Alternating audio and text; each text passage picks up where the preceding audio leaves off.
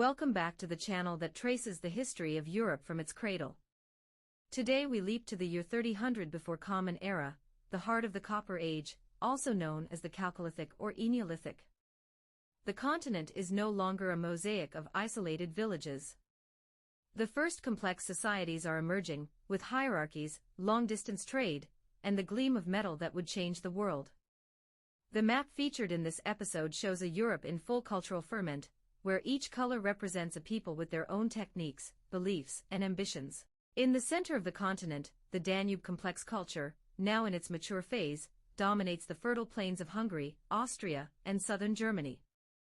Their fortified settlements, such as those of the Baden culture, are surrounded by ditches and palisades. Timber houses with burnt clay floors shelter families that control enormous herds. The animal-drawn plow revolutionizes agriculture, enabling the cultivation of vast fields of wheat and barley. Pottery is fine, with incised decoration, and copper is already being smelted into battle axes and daggers, symbols of status for an emerging warrior elite. To the west, the megalithic culture covers the Iberian Peninsula, Portugal, western France, and the British Isles. These stone builders erect monuments that defy time. At Los Millars in Spain, a walled town of 3 hectares houses copper-smelting workshops. Tholos tombs, collective burials with slab-lined corridors, contain offerings of bell beaker pottery, an inverted bell-shaped vessel that spreads across Western Europe as a mark of prestige. In Brittany, the Carnac alignments feature thousands of menhirs used to observe the sun and moon. In Ireland, Newgrange is a passage tomb with its chamber aligned to the winter solstice. These peoples sail the Atlantic in skin boats, trading Baltic amber for Mediterranean shells. On the Atlantic coast of France and the Iberian Peninsula, the Michelsberg culture introduces agricultural innovations. Their raised, fenced fields produce surpluses that support larger populations. Hilltop fortifications, such as at Spiennes in Belgium, show that warfare over land is already a reality. Polished stone axes are exchanged for Iberian copper. In the north, the funnel beaker culture dominates Scandinavia, northern Germany, and Poland. Their funnel-neck ceramic vessels are used in drinking rituals. They build dolmens and passage tombs, as well as causeways, long raised avenues linking villages to sanctuaries. Agriculture finally reaches the Baltic Sea, with wheat and cattle.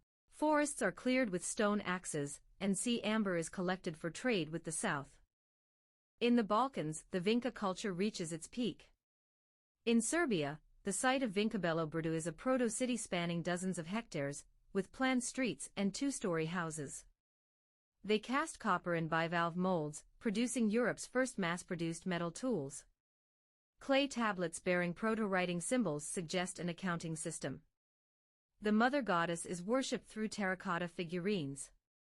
To the east, the Tripoli culture, more fully known as Cucutini Tripilia, covers Ukraine, Moldova, and Romania.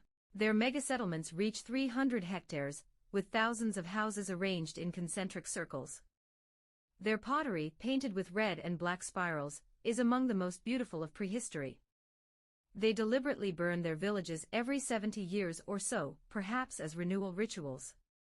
Copper comes from the Carpathian Mountains, and Transylvanian salt is traded for Aegean obsidian. In the southeast, the Dimini culture in Greece evolves toward the early Bronze Age. Hilltop fortifications like Sesklo protect primitive palaces. Minoan pottery begins to appear on Crete, influenced by Egypt and Anatolia.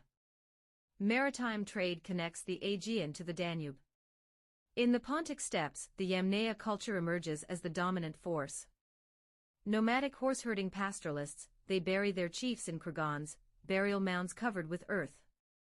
Armed with copper axes and composite bows, they begin migrations that will carry their genes and Indo-European languages across Europe. The 4-spoked wheel, invented here, enables wagons that cross continents. In the Caucasus, the Maykop culture introduces advanced metallurgy. Rich kurgans containing bronze weapons and gold jewelry reveal contacts with Mesopotamia. Wine is fermented in large jars, and the horse is used in warfare. The southeastern Iberian culture exploits the copper mines of Raiatintu. Towns like Los Millars have stone walls with bastions. Symbolic pottery featuring eyes and suns reflects solar beliefs. Across Europe, the bell beaker phenomenon spreads like a cultural virus. From Portugal to Hungary, the same beaker, the same axe, the same dagger. Individual archers, perhaps merchants or warriors, carry the technological package of copper and the bow. Warfare intensifies. Fortifications, metal weapons, skeletons bearing axe wounds. Ownership of land and livestock generates conflict. Yet trade also unites, amber from the north, shells from the south, copper from Iberia, salt from the Carpathians, obsidian from the Aegean. River and sea routes connect distant peoples. Religion evolves. Stone temples, figurines of warrior gods, burials with grave goods. The sun, the moon, the fertility of the earth.